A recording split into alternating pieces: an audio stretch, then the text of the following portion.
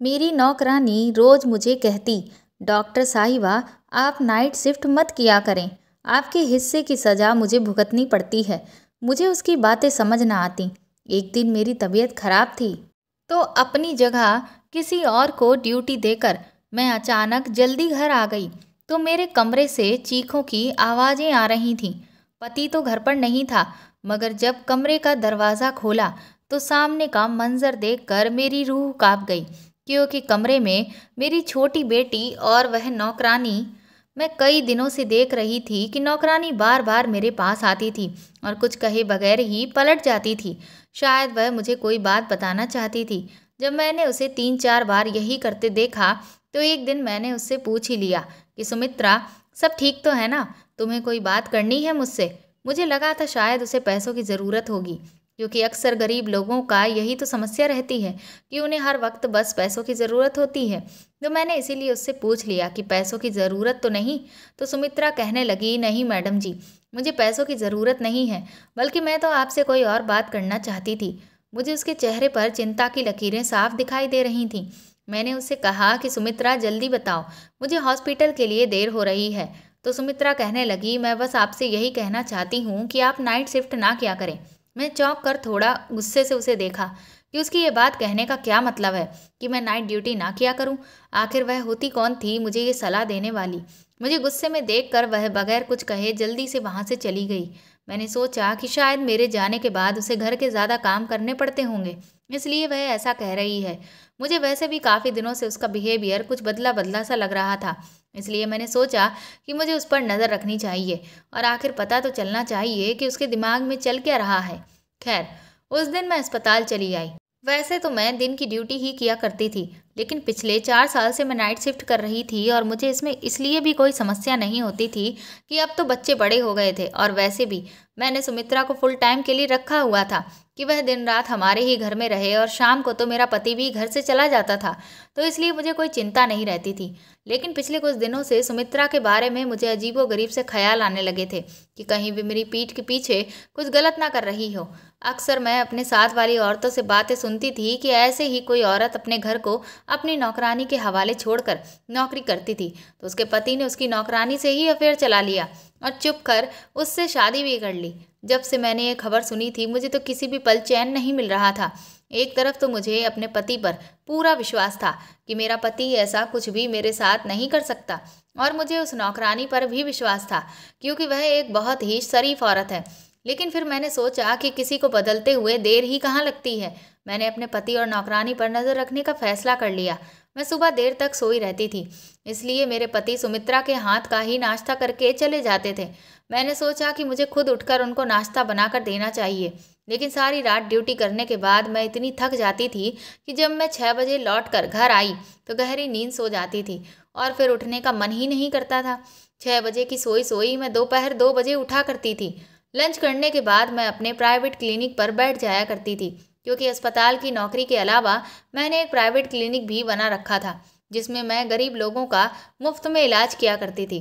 Clinic से आने के बाद शाम की चाय पीने के बाद मैं अस्पताल चली जाया करती थी। कभी कभी मेरे पति मुझसे शिकायत भी करते कि सौम्या, तुमने तो अपनी ज़िंदगी को इतना बिजी कर लिया है कि उसमें मेरे लिए टाइम ही नहीं है। आखिर मुझे भी तुम्हारी ज़रूरत महसूस होती है। लेकिन मेरे पति बहुत अच्छे थे। मैं उन्हें बहुत जल्दी मना लिया करती थी और वह भी मेरी बात को समझ जाया करते थे।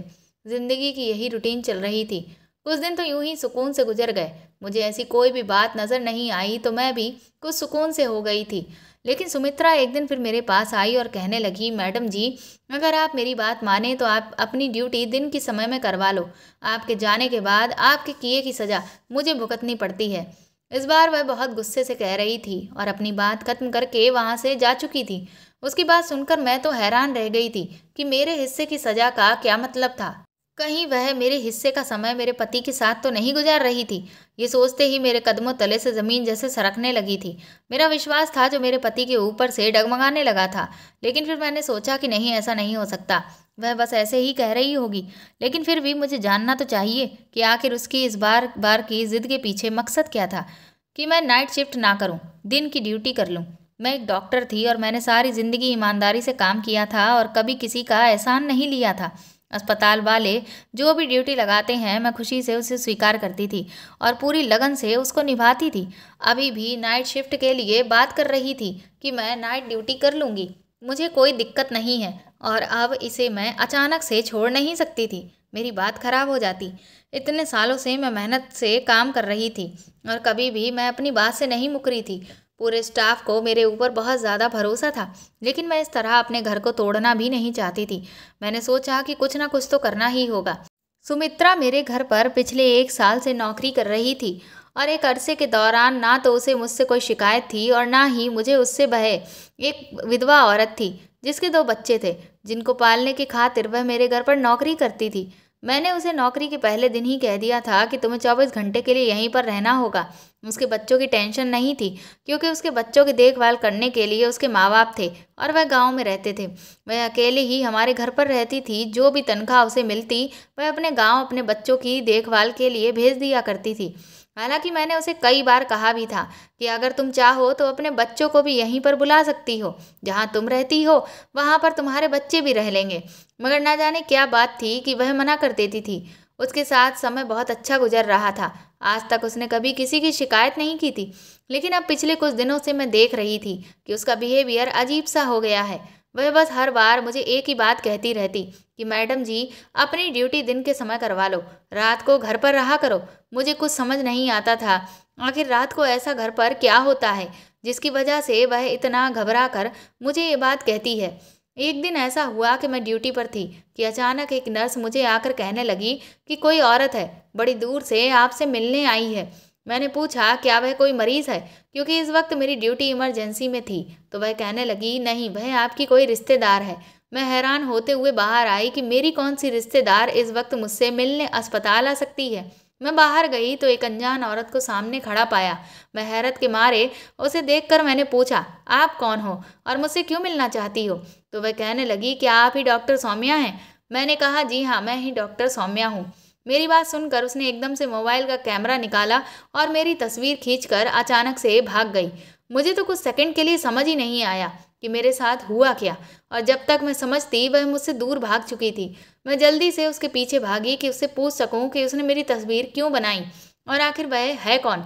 लेकिन वह बहुत तेजी से भागती हुई मुझसे बहुत दूर जा चुकी थी। मैं परेशान होती हुई वापस आ गई और सोचने लगी हे भगवान, ये मेरे साथ क्या चल रहा है। कौन थी वो औरत और यहाँ क्यों आई थी। पता नहीं क्यों मुझे बहुत बड़ी गड़बड़ का एहसास हो रहा था, जैसे कुछ बुरा होने वाला है। मेरी छठी इंद्री बार बार मुझे इशारे दे रही थी कि शायद मेरी ज़िंदगी में कुछ तो बहुत गलत होने वाला है। मैं ये बात जानती थी कि मैं अपने घर वालों और अपने पति को बहुत ज़्यादा नज़रअंदाज कर रही हूँ, क्योंकि रात को ड्यूटी बहुत थका देने वाली होती है और सुबह तक मैं लेट से उठती थी। जब मैं सोकर उठी तब तक मेरे पति ऑफिस के लिए निकल चुके थे और जब रात को ड्यूटी पर जाना होता था तब तक वह ऑफिस से आते ही नहीं थे। अजीब सी जिंदगी हो गई थी। काफ़ी दिनों से मेरे पति से तो मेरी बातचीत ही नहीं हो पा रही थी। मुझे इस बात का एहसास हुआ तो मैंने फ़ौरन से अपना मोबाइल निकाला और अपने पति को कॉल करने लगी। मैंने सोचा कम से कम फ़ोन पर ही बात कर लूँ, लेकिन मेरे पति मेरा फ़ोन नहीं उठा रहे थे। फिर मैंने उनके ऑफिस के नंबर पर कॉल की तो उनकी सेक्रेटरी ने बताया कि वह तो पिछले कई दिनों से दफ्तर ही नहीं आ रहे हैं। सेक्रेटरी की बात सुनकर तो मैं हैरान रह गई थी। मुझे तो कुछ खबर ही नहीं थी कि वह दफ्तर जा भी रहे हैं या नहीं। लेकिन परेशानी वाली बात तो ये थी कि रोजाना घर से दफ्तर के लिए निकलते थे, फिर ऐसे कैसे वह कहीं जा सकते हैं। अगले दिन मैंने सोचा कि मैं छुट्टी कर लेती हूँ। जब मैं ये बात घर में बताई तो सब बहुत खुश हुए। खासतौर पर मेरी नौकरानी सुमित्रा के चेहरे पर तो खुशी के हाव भाव नजर आ रहे थे। रात का खाना खाकर फ्री हुई तो मैं ऐसे ही टहलने के लिए बाहर आ गई तो मैंने देखा कि सुमित्रा किसी से फ़ोन पर बात कर रही थी और वह किसी को बता रही थी कि मैडम जी आज घर पर ही हैं। शुक्र है कि आज मेरी जान छूट गई, वरना तो उनके हिस्से की सज़ा भुगतते भुगतते शायद मेरा दम ही निकल जाता। जब मैं उसके करीब गई तो उसने जल्दी से घबरा कर फ़ोन बंद कर दिया और मैंने उससे पूछा कि किससे बात कर रही हो तो कहने लगी किसी से भी नहीं, अम्मा से अपने बच्चों का बस हाल चाल पूछ रही थी। मुझे अब सुमित्रा के बारे में शक हो चुका था। ये कोई तो खिचड़ी जरूर पक रही है या फिर मुझसे कोई ऐसी बड़ी बात छुपा रही है। कहीं ऐसा तो नहीं ये किसी गलत काम में पड़ गई हो। मैंने सोचा कि आज घर पर रहकर देख लेती हूँ कि आखिर यहाँ पर ऐसा होता क्या है, लेकिन मुझे तो कुछ भी ऐसा गलत महसूस नहीं हुआ। सब लोग बड़े आराम से सोए रहे। मेरा पति मेरी छुट्टी की सुनकर बहुत खुश हुआ था। कहने लगा कि कितना समय हो गया है, हमें एक साथ समय गुजारने का मौका ही नहीं मिला। मैं भी सोचने लगी, क्या ये सच में खुश है? ये खुश रहने का नाटक कर रहे हैं? मैं उसे खोजती हुई नज़रों से देख रही थी। कहीं ऐसा तो नहीं कि मेरे घर से जाने के बाद उसका और मेरी नौकरानी का कुछ चक्कर चलता हो। इसलिए वह मुझे कहती है कि आप घर पर ही रहा करें। मेरी एक बेटी और एक बेटा था। बेटी कॉलेज में पढ़ती थी, बेटा छोटा था और वह स्कूल जाता था। इस घर में हम बस 4 ही लोग थे और मेरा ख्याल था इतने सारे लोगों के लिए सिर्फ एक ही नौकरानी काफ़ी है। इसलिए मैंने कभी सुमित्रा के अलावा किसी और को रखने के बारे में सोचा ही नहीं। और अगर एक दो बार मैंने अपने घर वालों से पूछा भी कि कोई और नौकरानी रख लूं, तो सब ने सुमित्रा की बहुत तारीफ करते हुए कहा था कि उसके होते हुए उन्हें कोई परेशानी नहीं, तो फिर क्या ज़रूरत है कोई दूसरी नौकरानी रखने की। तो मैं भी सुकून से हो गई थी। लेकिन कुछ दिनों से मैं देख रही थी कि सुमित्रा और मेरी बेटी रिया आपस में कुछ ज़्यादा ही प्यार से रहने लगे थे। रिया हर वक्त सुमित्रा के आसपास रहती, कभी उसकी कमर में बाहें डाले खड़ी होती तो कभी उसके गालों पर प्यार कर रही होती। मुझे ये देखकर बहुत अजीब लगता था। आखिर वह सुमित्रा को इतना प्यार क्यों करने लगी थी? मैं ये भी देख रही थी कि रिया तो सुमित्रा के करीब जाने की कोशिश करती थी, उसे प्यार करने की कोशिश करती थी, लेकिन सुमित्रा उससे दूर भागती थी। खैर, उस दिन मैंने पूरा दिन और पूरी रात घर पर रहकर देख लिया था। मैं अस्पताल भी नहीं गई थी और क्लिनिक पर भी नहीं बैठी थी। मुझे कुछ भी अब नॉर्मल दिखाई नहीं दिया था, सिवाय इसके कि मेरी बेटी रिया सुमित्रा के कुछ ज़्यादा करीब होने की कोशिश कर रही थी। लेकिन मैं इस बात को इग्नोर कर दिया कि हो सकता है मैं तो घर पर रहती नहीं हूँ, सिर्फ सुमित्रा ही घर पर होती है, तो सुमित्रा से उसका दिली लगाव हो गया होगा या फिर कोई और बात थी। मैंने घर पर रहकर देख लिया था, लेकिन ऐसा कुछ भी नहीं था। मैं अंदर ही अंदर अब चिढ़ गई। मैंने सोचा, पता नहीं सुमित्रा के ड्रामे कब खत्म होंगे। मैंने अगले दिन दोबारा से अपने रूटीन के अनुसार अपनी नाइट ड्यूटी स्टार्ट कर ली। 2 दिन के बाद ही मैं सुबह जल्दी उठ गई थी, क्योंकि शाम में मुझे अपनी एक दोस्त की बर्थडे पार्टी में जाना था। तो मैंने सोचा कि उसके लिए कोई गिफ्ट लेकर जाती हूँ। मैं यही सोच कर बाजार गई। वहाँ मुझे एक जगह पर रुकना पड़ा, क्योंकि सामने का मंजर ने मुझे एकदम पत्थर का बना दिया था। क्योंकि मेरा पति एक अस्पताल के अंदर जा रहा था।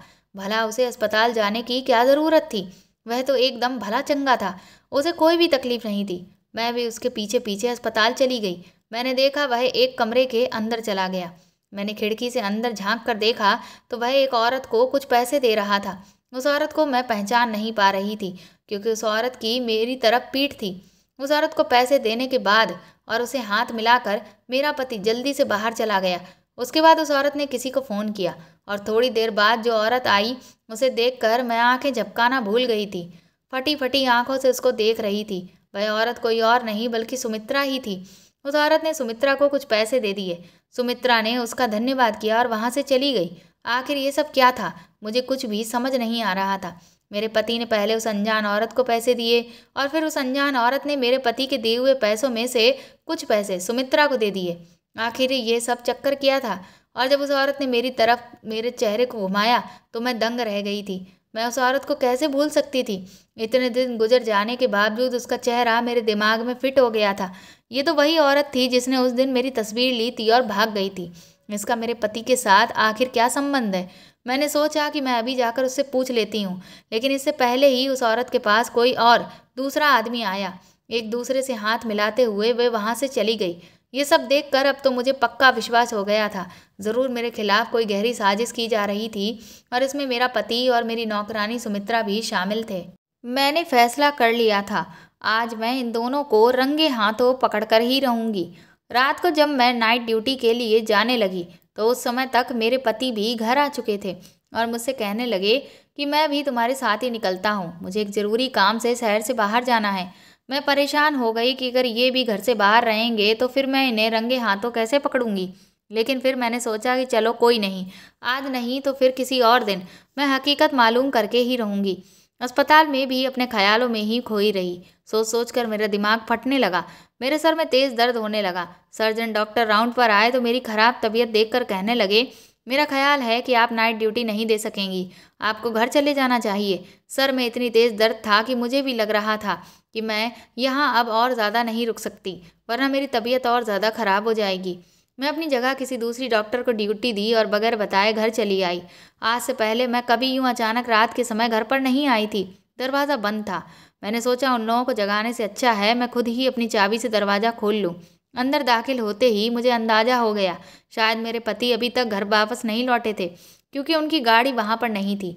मैं अपने कमरे की तरफ बढ़ने ही लगी थी कि अचानक मुझे चीखों की आवाज़ सुनाई दी। आवाज़ ऊपर से आ रही थी। मैं भागते हुए ऊपर गई तो चीखों की आवाज़ अभी भी मेरी छोटी बेटी के कमरे से आ रही थी। मैंने आगे बढ़कर दरवाज़ा खोलने लगी। एकदम से दरवाज़ा खोल दिया और सामने का मंजर देखकर तो मेरी खुद की चीखें निकल गईं, क्योंकि वह मंजर ही ऐसा था जिसने मेरी रूह हिला कर रख दी थी। मैंने देखा कि मेरी बेटी मेरी नौकरानी को बुरी तरह से पीट रही थी और वह चीखों की आवाज़ में मेरी नौकरानी सुमित्रा की ही थी। मैं जल्दी से आगे बढ़कर उसे हटाया तो वह भी मुझे देखकर परेशान हो गई। सुमित्रा जल्दी से मुझे देखकर मेरे पास आई और मेरे पीछे छुप गई। कहने लगी, मैं इसीलिए तो आपको कहती थी कि आप नाइट शिफ्ट ना किया करें, क्योंकि फिर आपके जाने के बाद मेरे साथ ऐसा ही होता है, और ये आज से नहीं बल्कि कई दिनों से हो रहा है। मैंने अपनी बेटी को गुस्से से देखते हुए पूछा कि आखिर तुम सुमित्रा को क्यों मार रही हो? आखिर उसने ऐसा क्या किया है जो तुम यूं उसकी बुरी तरीके से पिटाई कर रही थी? तो मेरी बेटी ने आगे बढ़कर मुझे भी एक जोर का धक्का दिया। कहने लगी, आप हम माँ बेटी के बीच में मत बोलें, आप जो भी हैं यहाँ से चली जाएं। उसकी हालत अजीब सी हो रही थी। मैं फटी फटी आंखों से अपनी बेटी को देख रही थी कि वह क्या बक रही थी। मैंने कहा, ये तुम क्या कह रही हो? मैं तुम्हारी माँ हूँ, ये तुम्हारी माँ नहीं। मुझे लग रहा था जैसे वह अपने होशो हवास में नहीं है। दूसरी तरफ सुमित्रा बहुत बुरी तरह से डरी हुई थी। उधर रिया की हालत भी खराब होने लगी थी। वह गुस्से के मारे कमरे का सामान इधर उधर फेंकने लगी। मुझे लगा कि कहीं वह अपने आप को नुकसान न पहुंचा दे। मैंने जल्दी से अपने साथ लाए बैग में से नींद का इंजेक्शन निकाला और रिया को लगा दिया।